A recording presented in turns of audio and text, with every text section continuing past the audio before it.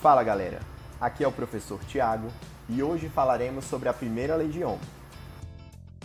No vídeo anterior falamos sobre resistência, a qual se relaciona com a dificuldade que uma corrente elétrica tem em percorrer um condutor, porque a energia dos elétrons é dissipada. Os fios condutores em um circuito são projetados para que essa resistência seja muito baixa, de modo que o efeito sobre a corrente elétrica é desprezível. Entretanto, existe um dispositivo que pode ser adicionado ao circuito a fim de impor uma resistência importante. O resistor, que já foi citado em outro vídeo, tem como função principal justamente dissipar a energia elétrica na forma de calor. É a utilização dele que permite o funcionamento de eletrodomésticos como o chuveiro, secador de cabelo, ferro de passar roupa e outros mais. Cada resistor é caracterizado pela sua resistência, que, como já vimos, é medida em ohms. Existe uma classe de resistores para os quais esse valor não se modifica para uma dada faixa de temperatura. São os chamados resistores ôhmicos. Eles se chamam assim porque foram amplamente estudados pelo alemão Georg Ohm. Esse físico investigou a relação entre a corrente elétrica, a DDP e a resistência. O raciocínio utilizado por ele para desenvolver os seus experimentos foi o seguinte: se aumentarmos a diferença de potencial em determinado trecho de um fio, os elétrons passarão a se movimentar mais rápido devido à maior força de atração pelo polo positivo. A consequência disso é um aumento na corrente elétrica. Por outro lado, se aumentarmos a resistência desse trecho, a corrente elétrica tende a diminuir, devido à diminuição da velocidade dos elétrons, uma vez que sua energia cinética é transformada em calor. Esta imagem resume bem o pensamento de Ohm. A corrente, medida em ampere, é estimulada pela DDP, medida em volt, mas sua movimentação é dificultada pela resistência, medida em ohms. Experimentalmente, Ohm elaborou a seguinte montagem: pegou dois pedaços de fio e conectou aos terminais de um resistor. E nas extremidades dos fios, aplicou diferenças de potencial de diversos valores e mediu a corrente elétrica.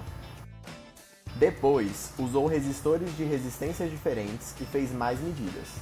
Ao final, ele pôde concluir que para resistores ôhmicos, a intensidade da corrente elétrica é diretamente proporcional à DDP e inversamente proporcional à resistência.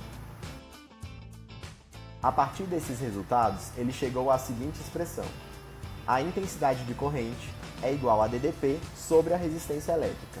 Essa relação ficou conhecida como a primeira lei de Ohm.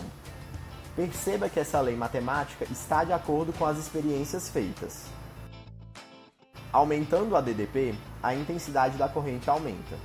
Mas quando aumentamos a resistência, ela diminui, uma vez que dividiremos a DDP por um número maior.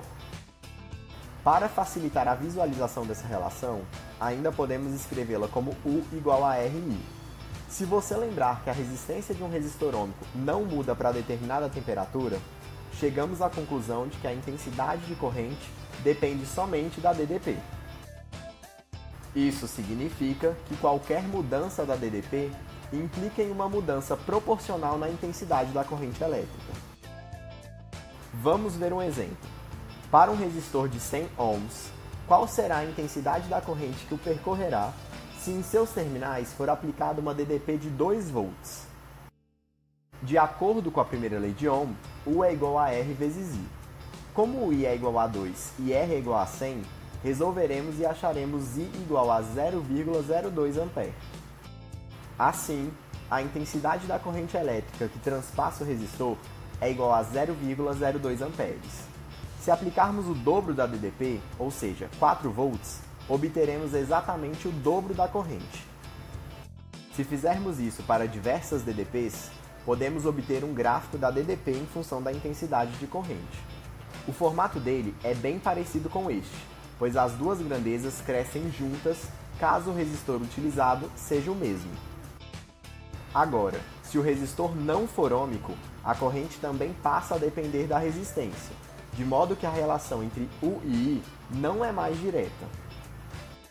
No próximo vídeo, falaremos sobre energia elétrica. Até lá!